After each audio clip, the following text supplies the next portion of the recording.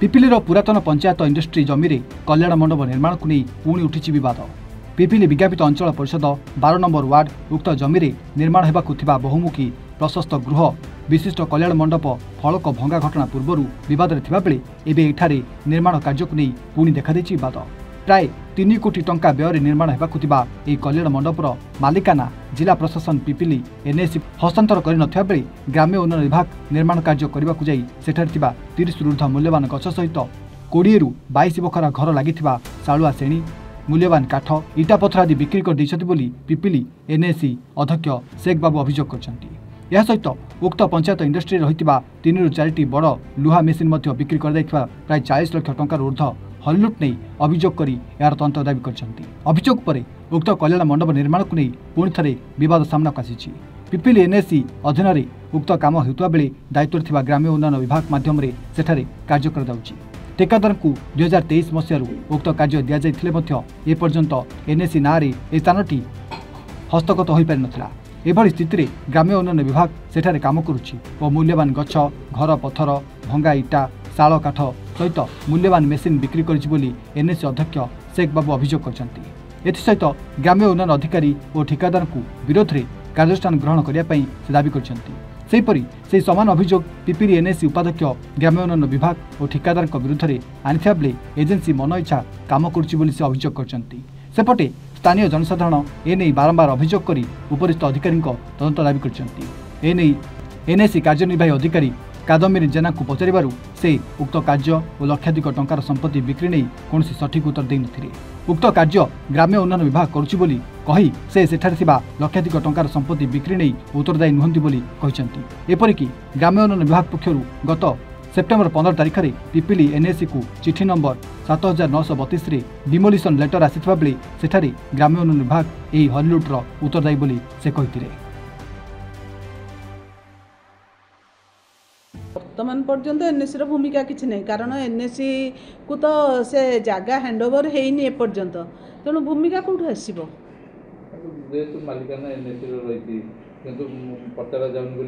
कागज पत्र मालिकाना एनएसी अच्छी किंतु प्रत्यक्ष भाव में किसी एनएसी तार तत्वाधान एपर्यंत करना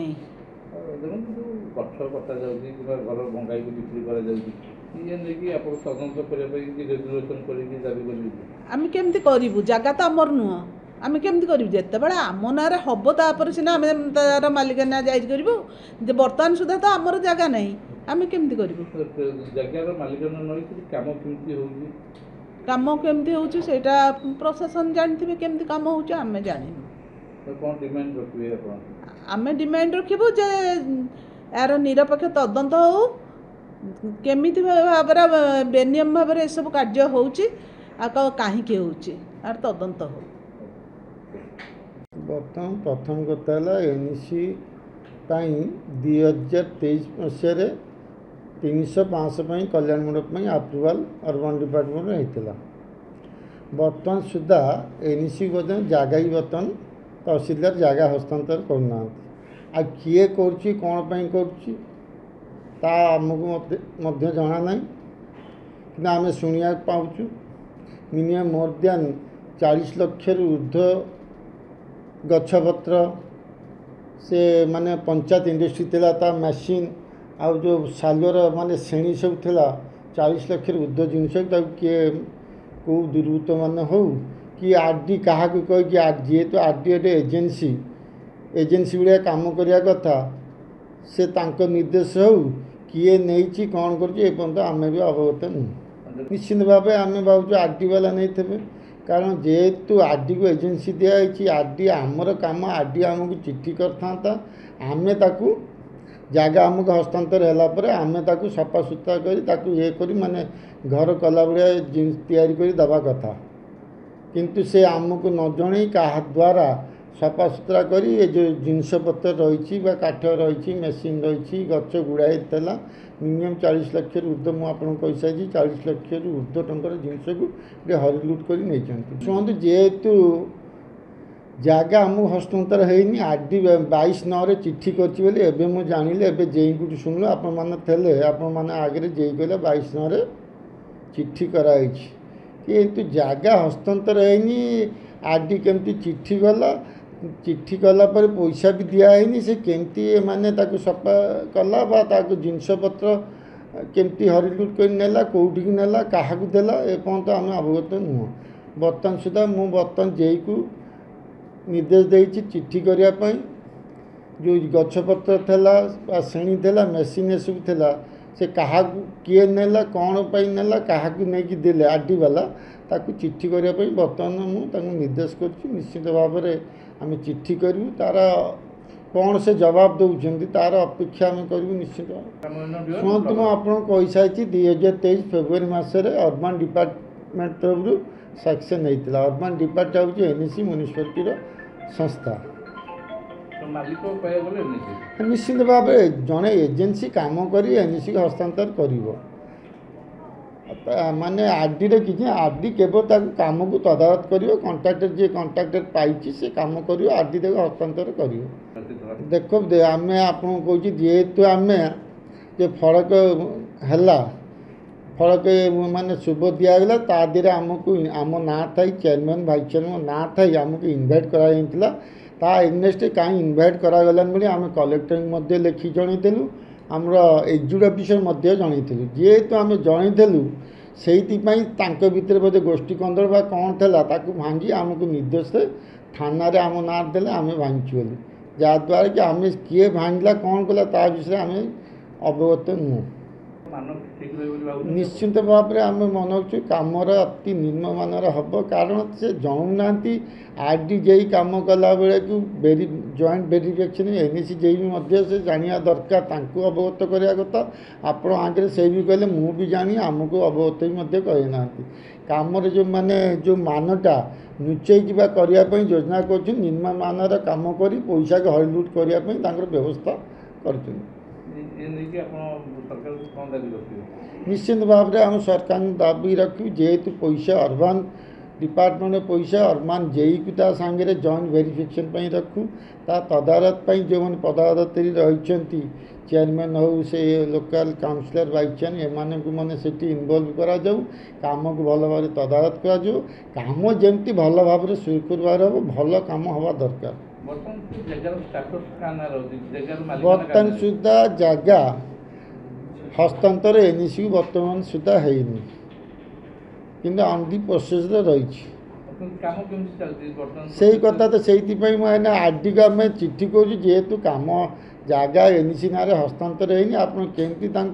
काम करने निर्देश देले देखु सेटा आमर केवल कल्याण मंडप आप्रुवाल आसाला कल्याण मंडप आड़ से लक्षाधिक टंकार गछ कटा हो मूल्यवान गछ गछड़ा काटिकी राति बिका होपर राति आसिक से घर गुड़ा था 5-10 बखरा घर था से घर गुड़ा भंगा हो घर भंगा हो इटा गुड़ा बिक्री कराऊँच मेसीन थी 3-4टा मेसीन थी पुराना मेसीन लुहा एंगेल गवर्नमेंट बहुत संपत्ति थिला गवर्नमेंट माने खाता को जावा कथा कि प्राइवेट लोक मैंने किसी मुष्टिमेय लोक नहीं बिका बिकी करके चल राति बसिक चल गंडगोल फंडगोल करुँच आम क्या ये कर सरकार को दायी करवा सरकार से ध्यान ना ठिकादार को दिखाई केवल गछ ये माने बिल्डिंग करने कल्याण मंडप करने कि से लोक लगे गछ बिकार व्यस्त से कौन से लोक काम करेंगे गछ 30-40 वर्षर गछ बहुत मूल्यवान गछ थिला मूल्यवान पट्टा मूल्यवान मेसीन गुड़ा था गवर्नमेंट मेसीन गुड़ा घर 10-20 बखरा घर था डिमोलिश करके से इटा गुड़ा नहीं बिकी से इटा गुड़ा बर्तमान भी रोड साइड पड़ी बिकाई ट्रिप को 2000-3000 लेखार रेट बिका हो निश्चित भाव तदंत हमारे आवश्यकता अच्छी गोटा किए नहीं एगुड़ा सब तदंत करा काठ कौटिक जाऊँगी बर्तमान काठ भी कटा चली विरोध कले लोक बका सदा से कर ग्रामवासी कौन करूँ से सरकार से पदक्षेप नि जेईकर देखा ना से कहार कौन कम से ना जे आसिक पहुँची ना कि कम ही होनी केवल चोरी चली गछ चोरी चली काठ चोरी चली पत्थर इटा चोरी चली रेंजर को पचारे रेंजर कहते मत जना ना मुझे परमिशन देना ये विषय तो मोटू किए परमिशन नहीं ना गछ काटापी तो से केमती कटा क्या जनातर कटा क्या उद्देश्य माने कटा किए तार पछर नायकता खोजा जाऊ लैंड दबाई बाकी टेंडर प्रोसीजर से लैंड तहसीलदार आम एलाइनेशन अप्लाई कर ऑलरेडी एलाइनेशन प्रोसेस रे अछि ପିପିଲି ଏନ୍ଏସି ନାଁରେ ଲ୍ୟାବ୍ ମଧ୍ୟ ଆସିନାହିଁ। ଆଲାଇନେସନ୍ ଚାଲିଛି, ତାର ପ୍ରୋସିଜର୍ ଟିକେ ସମୟ ଲାଗେ ଆଉ। ଦେଖନ୍ତୁ ଇଏ ବର୍ତ୍ତମାନ ଯେତେବେଳେ ପ୍ରୋସିଜର୍ ଭିତରେ ଚାଲିଛି ସେଠି ଟେଣ୍ଡର ପ୍ରକ୍ରିୟା ଚାଲିଛି, ଆଉ ସେଠି ଲକ୍ଷାଧିକ ଟଙ୍କାର ବର୍ତ୍ତମାନ ଗଛ କଟାଯାଉଛି, ଘର ମଧ୍ୟ ଭଙ୍ଗା ଯାଇକି ବିକ୍ରି କରାଯାଉଛି, ସରଞ୍ଜାମ ମଧ୍ୟ ବିକ୍ରି କରାଯାଉଛି। ସେଥିପାଇଁ ରେସ୍ପନ୍ସିବୁଲ୍ କିଏ? R&D ସେ ତାଙ୍କର କରୁଛନ୍ତି। R&D ମଧ୍ୟ ଆପଣଙ୍କୁ ଆଡମିନିଷ୍ଟ କରିବା ପାଇଁ ଯଦି ମଧ୍ୟ ଗୋଟେ ଡିମାଣ୍ଡ କରୁଥିଲା କିଛି ଟଙ୍କା ଦିଅନ୍ତୁ। ସେମାନେ ଅଲରେଡ଼ି ସେମାନେ ଯେହେତୁ ଟେଣ୍ଡର ପ୍ରୋସେସ୍ କରିଛନ୍ତି, ଆମେ ଆବୋଲ୍ୟୁସନ୍ ପାଇଁ କେମିତି ଦେବୁ? ସେ ଟେଣ୍ଡର ପ୍ରୋସେସ୍ରେ ସେ ଡିମୋଲିସନ୍ ପାଇଁ ସେ ରଖିବେ ତାଙ୍କ ପ୍ରୋସିଜର୍। ମାନେ ଯେଉଁଟା ଆଗ୍ରି କରୁଛି ନା R&D କରୁଛି କାମ, ରୁରାଲ୍ ଡେଭଲପମେଣ୍ଟ କରୁଛି ନା PWD କରୁଛି? ରୁରାଲ୍ ଡେଭଲପମେଣ୍ଟ କରୁଛି, R&D କରୁଛି ନା। ଆଉ ମାନେ ଯେତେବେଳେ ପ୍ରୋସିଜର୍ ଚାଲିଛି ବର୍ତ୍ତମାନ ସେ ଆପଣଙ୍କୁ ଭାଙ୍ଗିବା ପାଇଁ ପରମିସନ୍ ମାଗୁଛି, ଟଙ୍କା ମାଗୁଛି, କାମ କରିବା ପୂର୍ବରୁ ଆପଣ କିଛି ପରମିସନ୍ ନେଇଥିଲେ କି RD ଡିପାର୍ଟମେଣ୍ଟ? ନା, ନେଇନାହାନ୍ତି। ସେଠି ଯେଉଁ ଚେୟାରମ୍ୟାନ୍ ଆପଣଙ୍କର ଅଭିଯୋଗ କରୁଛନ୍ତି ପାଖାପାଖି 40 ଲକ୍ଷ ଟଙ୍କାର ଗଛ ଏବଂ ବିଭିନ୍ନ ସରଞ୍ଜାମ ବିକ୍ରି ହେଇଗଲା, ତା ପାଇଁ ଗୋଟେ ସେ ମଧ୍ୟ ବିଭିନ୍ନ ଜାଗାକୁ ମଧ୍ୟ ଆଲିଗେସନ୍ ପଠେଇଲେଣି, ତା ପାଇଁ କ'ଣ ପଦକ୍ଷେପ ନିଆଯିବ? ନାଇଁ, ସେ ପ୍ରକାର ତଥ୍ୟ ମୋ ପାଖରେ ନାହିଁ, ସେ ଆସେସମେଣ୍ଟ ବି ମୁଁ କରିପାରିବାର ମୋର କ୍ଷମତା ନାହିଁ। ବର୍ତ୍ତମାନ NSCର ପ୍ରତି ପ୍ରସ୍ତୁତ କ'ଣ ରହିଛି ସେ କାର୍ଯ୍ୟରେ? ସେମାନେ ଆମକୁ ଯେତେବେଳେ ପୁରା କନଷ୍ଟ୍ରକ୍ସନ୍ ହୋଇସାରିବ, ଡେ ଟୁ ଡେ ୱାର୍କସର ଯେଉଁ କାମ ଷ୍ଟାର୍ଟ ହେଲେ ସେମାନେ ଯେଉଁ ସୁପରଭିଜନ୍ ପାଇଁ କହିଲେ ଆମର ମୁଁ ସୁପରଭିଜନରେ ଯିବ, ଆଉ ଦେନ୍ ସେମାନେ କମ୍ପ୍ଲିସନ୍ ହେଲା ପରେ ହ୍ୟାଣ୍ଡ ଓଭର୍ କରିବେ। କାମ ପୂର୍ବରୁ ଆପଣ ଯଦି କ'ଣ କାମ ହେବ ତାର କିଛି ଏଷ୍ଟିମେଟ୍ ଦେଇ ଜାଣିଛନ୍ତି ନା ଆପଣ ବି ଜାଣିଛନ୍ତି? ନାଇଁ, ସେ ତ ଦେବେ ନା, କାମ ତ ଆରମ୍ଭ ହେଇନି ନା, R&D ତାଙ୍କର ଦେବେ। ଗଛ ଯେଉଁ କଟାଗଲା ଯେଉଁ ଅଭିଯୋଗ ଆସୁଛି, ଗଛ ବୃକ୍ଷରୋପଣ ପାଇଁ ସରକାର ଏବେ କୋଟି କୋଟି ଟଙ୍କା ଖର୍ଚ୍ଚ କରୁଥିଲେ, ଏବେ ଗଛ ବଞ୍ଚାଇବା ପାଇଁ ମଧ୍ୟ କୋଟି କୋଟି ଟଙ୍କା ଖର୍ଚ୍ଚ କରୁଥିଲେ। ଏ ଗଛ ଯେଉଁ ପାଖାପାଖି 20ରୁ 40 ଲକ୍ଷ ଟଙ୍କା କଟାଯିବା ଚେୟାରମ୍ୟାନ୍ ଅଭିଯୋଗ କରୁଛନ୍ତି, ଏ ନେଇକି ଆପଣଙ୍କ ମତ କ'ଣ ରହିବ?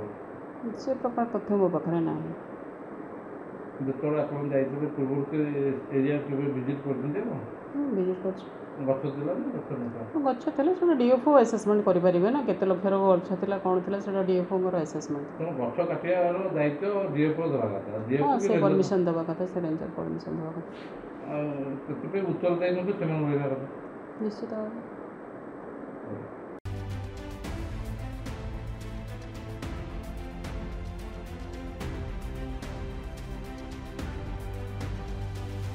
ପିପିଲିର ପ୍ରଶାନ୍ତ କୁମାର ମହାରଣାଙ୍କ ରିପୋର୍ଟ, A1 ଓଡ଼ିଶା।